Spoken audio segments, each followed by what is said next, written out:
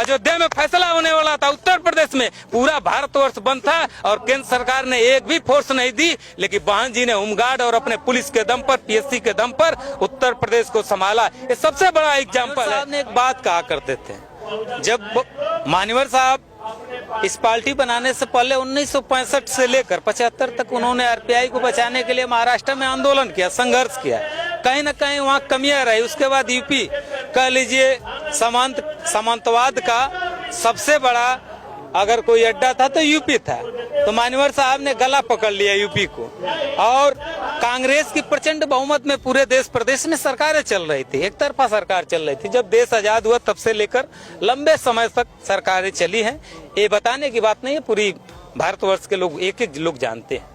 तो उस समय मान्यवर साहब ने एक बात कहा करते थे कि जब हमारी पार्टी आगे बढ़ेगी तो कांग्रेस खत्म होगी, जब कांग्रेस खत्म होगी तो बीएसपी की सरकार आएगी, जब पूर्ण रूप से कांग्रेस खत्म होगी तो फिर बीजेपी की प्रचंड बहुमत में सरकार होगी, और जब बीजेपी खत्म होगी तो मात्र दो विचारधारा चल रहा है देश में, अम्बेडकरवाद और मनुवाद।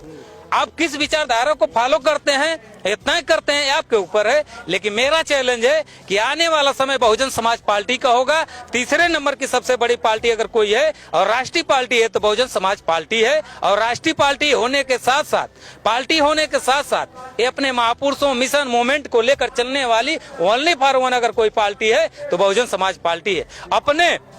अपने महापुरुषों के नाम पर बनाई हुई पार्टी है। आज बाबा साहब का संविधान, बाबा साहब का नाम लेकर लोग सांसद विधायक तो हो जाएंगे, लेकिन जो विचारधारा बहुजन समाज पार्टी का उदय जय भीम से हुआ है, इस बहुजन समाज पार्टी का कोई कार्यक्रम होता है तो जय भीम से शुरुआत होता है। लेकिन अन्य दलों के लोग जो बाबा साहब के पुतला फूका करते थे, बाबा साहब को मैंने अब कांग्रेस से लेकर बीजेपी से लेकर जितनी भी सरकार रही है उस पर मैं बहुत बड़ा फोकस नहीं करना चाहता हूं। आप इस चीज से परिचित है, पूरा देश परिचित है। लेकिन बहुजन समाज पार्टी 14 अप्रैल 1984 को बाबा साहब के जन्मदिन के अवसर पर बनाई गई थी, और बाबा साहब के मैनिफेस्टो जो बनाए हैं, बाबा साहब जो संविधान बनाए हैं, उसके तहत बहुजन समाज पार्टी काम करती है। और मेरा चैलेंज है कि सभी समाज के लोगों ने, सर्व समाज के लोगों ने, बीजेपी से लेकर, कांग्रेस से लेकर, समाजवादी से लेकर, दो बार सरकार प्रदेश में चल रही है, तीसरी बार सरकार केंद्र में चल रही है। आम जनमानस को ये दिमाग में हो गया है कि 2 करोड़ के नौकरी के नाम पर जो केंद्र में सरकार बनी है, 2 करोड़ नौकरी हर वर्ष नहीं दिया गया, लेकिन करोड़ों नौकरी छीन ली गई। यहाँ तक के लॉकडाउन से लेकर, नोटबंदी से लेकर, आप लोगों ने देखा होगा 15 लाख खाता में आने की बात थी। यहाँ तक के लोगों को 1 रुपया नहीं था, लेकिन जाकर खाता खुलवाने के लिए लाइनों में परेशान रहा करते थे। नोटबंदी के नाम पर कि 15 लाख आएगा, काला धन आएगा, काला धन आया नहीं, काला धन और जमा हो गया बीजेपी का। ये चैलेंज के साथ मैं बताना चाहता हूं, अगर दूसरी सरकार बनती है तो हजारों बीजेपी के नेता वो जेल में जाएंगे और काला धन खुद जमा किए हैं। और सरकार रही बात कि बहुजन समाज पार्टी ये विकल्प है पूरे प्रदेश और देश में, अगर किसी ने सरकार चलाया है तो बहुजन समाज पार्टी ने चलाया है। जब बहन जी की सरकार थी तो इस प्रदेश में एक गुंडा मवाली इस प्रदेश को छोड़कर अन्य प्रदेशों में भागने का काम करते थे। जब बहुजन समाज पार्टी की सरकार थी तो बहन जी ने ऐसा शासन चलाया। और सबसे बड़ा एग्जाम्पल तो ये है, उस बात को मैं पुनः बता देना चाहता हूँ, सबसे बड़ा एग्जाम्पल इस प्रदेश का, इस देश में अगर कोई है तो आप आजमगढ़ के 2 सांसद भाइयों को जानते होंगे, श्री रामाकांत यादव, श्री उमाकांत यादव। दोनों भाई सांसद थे। उस समय उनका प्रचंड चल रहा था, एक हिसाब से कहिए तो माफियागिरी चल रहा था। मछली शहर से वो सांसद थे। उस समय ऐसी स्थितियां थी, किसी बीएसपी की औकात नहीं थी, क्योंकि बसपा की सरकार थी तो किसी एसपी की भी हिम्मत नहीं थी कि उसको गिरफ्तार कर ले सांसद को। लेकिन धन्य हो बहन जी, उन्होंने कहा कि आओ पार्टी पर काम है, और अपने पार्टी कार्यालय में बुलाकर बहन जी ने अपने सांसद को गिरफ्तार किया। तो लाइन ऑर्डर के मायने में पूरे दुनिया में बहन जी का नाम है, ये कोई बनावटी बात नहीं है। और रही बात सरकार बनाने की, ये मानकर चलिए, मैं जहुराबाद विधानसभा से बिलोंग करता हूँ। 4000 6000 बीजेपी का वोट मिलता था।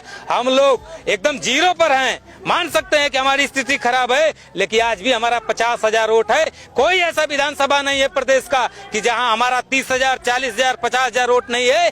अगर सर्व समाज के लोग थोड़ी भी दिमाग लगाएंगे, इस प्रदेश में अगर सरकार अगर चलाने वाली कोई पार्टी है तो बहुजन समाज पार्टी है। और सबको लोग देख लिए हैं, इस नाम पर सरकार चल रही है। भारत पाकिस्तान, जात पात, ऊंच नीच, भेदभाव के नाम पर चल रहा है। अगर आप दूसरे जात से हैं, दूसरे जात से हैं, तो आपको लड़ाया जा रहा है। हिंदू मुस्लिम के नाम पर लड़ाया जा रहा है। बहुजन समाज पार्टी वो पार्टी है, जब अयोध्या का सबसे बड़ा विश्व का फैसला था तो बहुजन समाज पार्टी की सरकार थी, माननीय बहन जी की सरकार थी। बहन जी को जब माननीय मनमोहन सिंह, स्वर्गीय मनमोहन सिंह जी प्राइम मिनिस्टर थे, तो उस समय कहा गया था पूरे प्रदेश ही नहीं, पूरे देश में हर प्रदेश बंद था, लेकिन बहुजन समाज पार्टी की सरकार थी। बहन जी ने लिखित दिया था कि हमारे प्रदेश में, ये प्रदेश में सरकार चल रही है और प्रदेश में फैसला चल रहा है। अयोध्या का सबसे बड़ा फैसला था, लेकिन पूरा प्रदेश बंद था। और उत्तर प्रदेश एक ऐसा प्रदेश था जहां फैसला होने वाला था अयोध्या का, लेकिन उत्तर प्रदेश में एक चाय पान की दुकान नहीं बनती,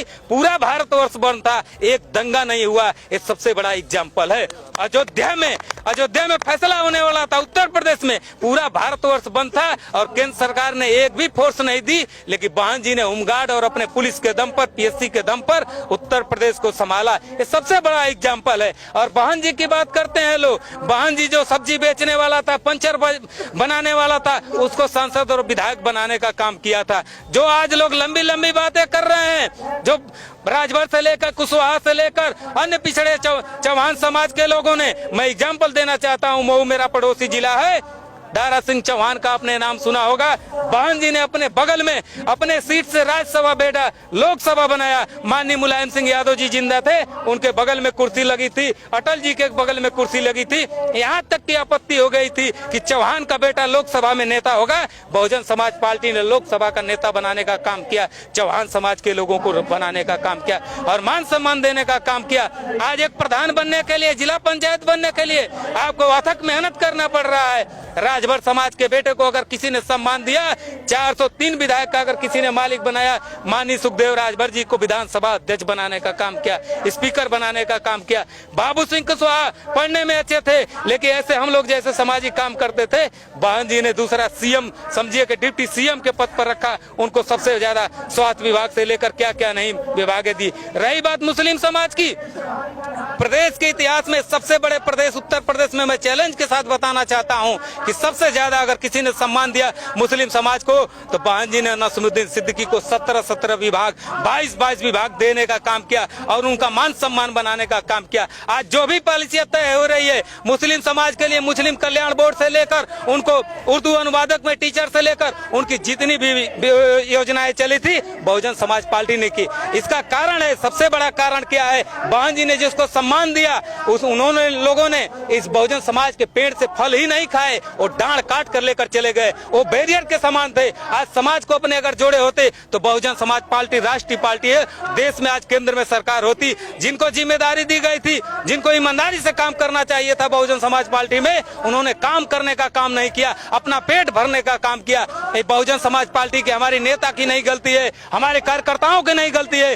कहीं न कहीं जो हमको जिम्मेदारी मिली थी, जो विधायक सांसद हुए थे, अपने क्षेत्रों में काम नहीं किए, अपने लोगों की आवाज नहीं सुनी, अपने लोगों की पीड़ा को नहीं समझा, इसलिए बहुजन समाज पार्टी का ग्राफ गिरा है। आज पुनः हमारे कार्यकर्ता मन बना लिए हैं कि नेताओं को छोड़ो, जो चाटकारों को छोड़ो, बहुजन समाज पार्टी के एक एक कार्यकर्ता ने मन बना लिया है और सर समाज के लोगों ने मन बना लिया है कि आने वाले समय में 2027 में अगर बहुजन समाज पार्टी की सरकार नहीं बनती है तो कहीं न कहीं हम उसको हवा लेने के लिए भी पैसा देना पड़ेगा। शुद्ध रूप